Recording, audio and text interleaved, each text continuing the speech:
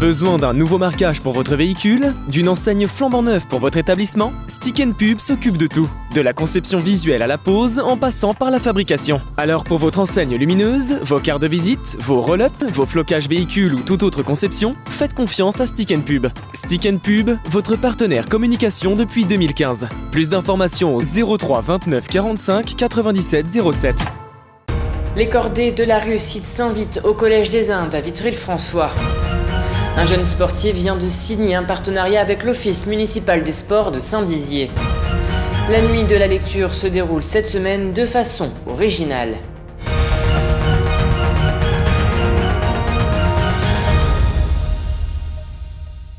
Bonsoir à tous, je suis ravie de vous retrouver pour votre journal week-end du vendredi 22 janvier. Et cette semaine se tenait la semaine nationale des cordées de la réussite, une opération qui a pour but de valoriser la mobilisation des établissements scolaires et des établissements d'enseignement supérieur. À Vitry-le-François, les élèves du Collège des Indes ont pu échanger sur un bon nombre de sujets avec des étudiants. Regardez ce reportage réalisé avec Manon de Fontis. Lutter pour l'égalité des chances, tel est l'objectif des cordées de la réussite. Lancé en novembre 2008, ce programme a pour objet d'introduire une grande équité sociale dans l'accès aux formations de l'enseignement. C'est dans ce sens que 7 étudiants de Reims se sont rendus au Collège des Indes à Vitry-le-François. Traditionnellement, on préfère faire venir les jeunes à Néoma parce que ça leur permet tout simplement de voir ce que c'est une école de commerce et de venir à Reims. Corentin est vice-président de l'association Préparez-moi. Il intervenait auprès d'une classe de 3e. Ensemble, ils ont voyagé sur les terres de Vivaldi, Michel-Ange ou encore Léonard de Vinci. La culture, c'est vraiment important pour nous, c'est un peu le pivot de l'association. Et on pense vraiment que c'est comme ça que les jeunes peuvent s'ouvrir et en fait, sans s'en rendre compte, lutter contre leur propre autocensure, qui peut être de, par exemple, pas oser aller sur Reims ou ailleurs pour faire des études.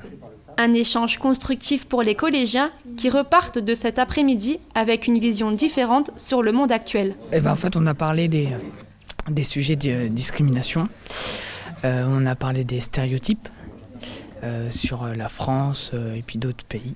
Si on est touché, ça peut nous libérer parce qu'il y a quelques personnes qui sont touchées et qui n'en parlent pas. Et quand on leur demande, ça peut les libérer, mais oui, c'est bien d'en parler. Moi j'ai aimé parce que ça m'apporte de la culture et du coup vu que j'en ai pas trop, ça m'a appris à en avoir. C'est donc un après-midi qui semble réussi pour Corentin qui a pu atteindre son but. Mon objectif c'est vraiment de garder ce système de mentorat et continuer de leur parler, de les motiver et vraiment de les soutenir dans leur démarche, de faire des études supérieures ou en tout cas d'atteindre le métier ou leurs ambitions de manière générale. Les cordées de la réussite est donc un procédé apprécié par les jeunes. Cette année, le nombre de projets a plus que doublé. 116 établissements de l'Académie de Reims font aujourd'hui partie de ce dispositif. Je vous le disais en titre, l'Office municipal des sports de Saint-Dizier vient de signer un partenariat avec le jeune sportif Julien Schording. Ce dernier excelle dans le paintball. En 2018, il s'est distingué avec l'équipe de France U16 en devenant vice-champion du monde dans cette catégorie. Cet Ancervillois qui a débuté avec le club Bragard Weapons s'entraîne désormais au RNPPC à Paris et est sélectionné en équipe de France U19. C'est en ce sens que l'OMS a décidé de le soutenir en lui offrant ce lanceur. On écoute. Ça fait maintenant plusieurs mois où nous n'avons quasiment plus de compétition sur le territoire. Et c'est vrai qu'un jeune homme qui pousse la porte de l'Office municipal des sports de Saint-Dizier, qui demande un coup de pouce parce qu'à ce niveau-là, il continue à s'entraîner.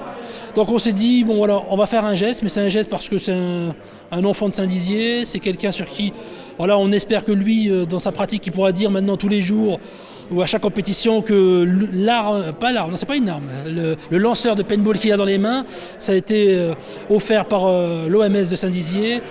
Puis on voulait aussi un clin d'œil, c'est lui dire, il concilie à la fois le sport, l'école, c'est de l'encourager parce que tous les week-ends à Paris, sincèrement, c'est usant. Non, je ne m'attendais pas du tout, c'est une grande surprise et ça me plaît beaucoup. C'est une reconnaissance de mes efforts, des gens qui m'entourent et c'est une grande fierté. Poursuivons cette édition avec l'image du jour qui nous vient de l'AFPAN L'Or-Vert. En effet, il s'agit de la photo lauréate du concours photo Montier 2020, prise par Marie-Noëlle Berthière. Ce cliché est appelé « Au lièvre qui fume ». Malgré une anime particulière pour les organisateurs du Festival international de la photo de Montier-Anders, ils ont dû repenser ce concours permettant tout de même aux photographes d'y participer. Et restons dans le domaine culturel puisqu'eux aussi doivent également s'adapter aux annonces du gouvernement afin de maintenir les nuits de la lecture. Exemple ici à Bar-le-Duc où la radio Meuse FM a accueilli 2 conteurs pour permettre à leurs auditeurs de profiter de cet événement malgré ce contexte.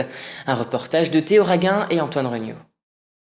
Des trésors, parfois qu'à la Bibli on n'emprunte plus. Que l'on croit connaître. La 5e édition des Nuits de la Lecture a débuté ce jeudi 21 janvier et s'achèvera ce dimanche. Et c'est dans un contexte particulier que s'inscrit cette nouvelle édition. Le thème choisi pour cette année est relire le monde. Fred Poujard et Sophie Vilaine de la compagnie Les Mots du Vent s'occupent de mettre en place cet événement à Bar-le-Duc. Les Nuits de la Lecture, c'est un très beau projet que nous avions à la médiathèque. On devait être une équipe de 5-6 personnes, je crois.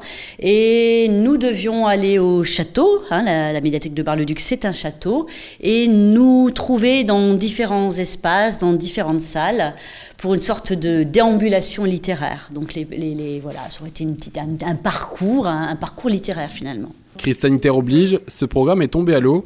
Il a donc fallu se réinventer avec des événements in situ et digitaux. C'est pourquoi les 2 conteurs ont décidé de s'orienter vers la radio Meuse FM pour proposer un temps d'échange en respectant les règles de l'art, mais aussi les règles sanitaires. La voix, c'est notre outil, donc voilà, un micro, pourquoi pas. Après, ce qui va être... oui, c'est différent, évidemment, c'est différent.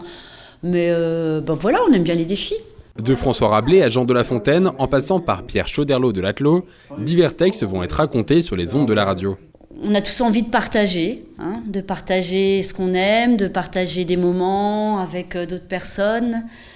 L'art, la culture, on s'aperçoit combien c'est une nourriture importante.